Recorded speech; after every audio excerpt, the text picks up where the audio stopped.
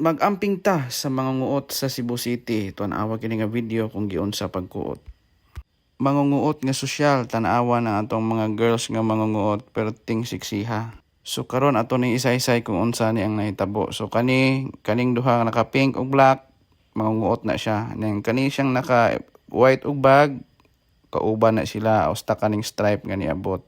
Mga notadong mangunguot ni sa Cebu City. So ing ana ang inilahang discard. Ang ilang paagi ani i-distract ka while nangukay. So itabon-tabunan kanila og sanina ang sa pikas sa kumbaga i-corner ka sa left to right, ikaw gyud ang matunga. Gatuo ka nga di sila kauban di ay so pes ana.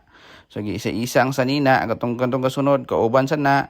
So dali paspas kay siya nakakuot ang naka-black, ihatag niya dito sa naka-bag og puti. So kana si naka-bag og puti mo larga din na siya, and then wala pa na sila makontento, kuuton pa na ang pitaka sa customer. So kana na pod ang nitirada si naka pink. So si pink boy nakakuha sa pitaka sa customer. So nga na tanawa, padulong na niya kuuton.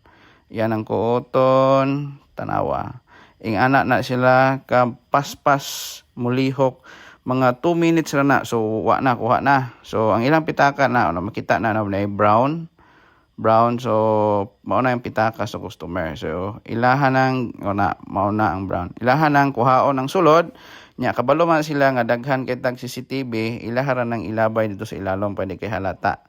So luckily nakuha na taon ng pitaka, ang kwarta mo gikuha. So nakuha na nila. So ana sibat paspas kayo.